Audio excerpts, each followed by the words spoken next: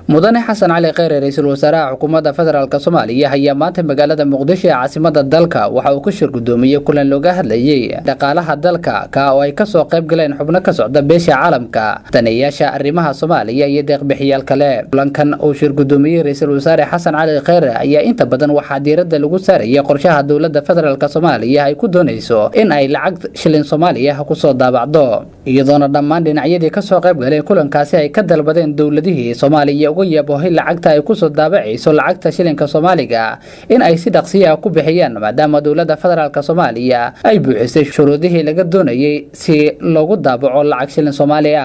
kulanka oo muddo saacadaha socday ayaa markii uu soo ilaaday waxa warbaahinta u sharaxay qodobada looga hadlay wasiirka wasaaradda maaliyadda xukuumadda federaalka Soomaaliya Cabdiraxmaan Ducaale Beyle,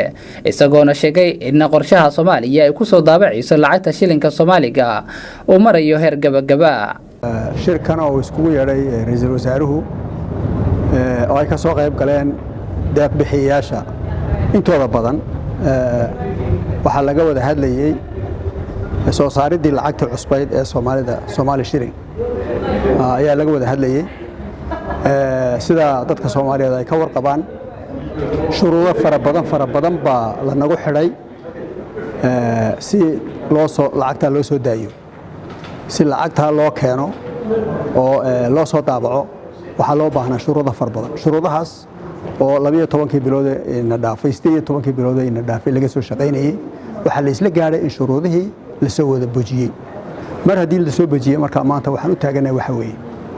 in dalkeena lacagtiisii soo noqoto shilinkii Soomaaliya soo noqdo taasina waxay u baahatay lacag bay u baahatay. lacagtaas oo laba qaybooda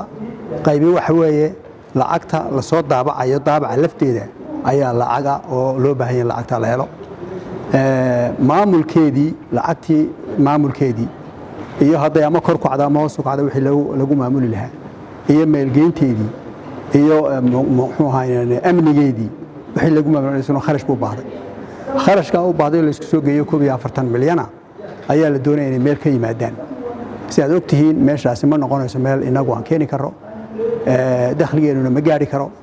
nasiib wanaag dawladda fara badan iyo agencies fara badan ayaa ku ballan qaaday oo noo sheegay hore noogu sheegay in arrintaasi tahay arrin laga maarmaan dalkan u tahay maadaama shuruudihii la soo bujiyeen ay diyaar u yihiin in lacagaha isku dayaan inay noogu deeqaan. marka shirkani waxa weeye oo ra'iisul wasaaruhu jeergelay oo gudoominayay isaguna isugu yeedhay wuxuu shirkii ugu horeeyay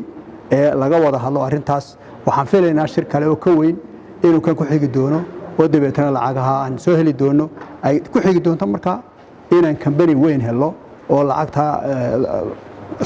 inoo soo daabacay inaan heli doono. marka wadadu si fiican bay u socotaa. Mustafa Xasan Cabdi, wararka TV-ga STN, magaalada Muqdisho.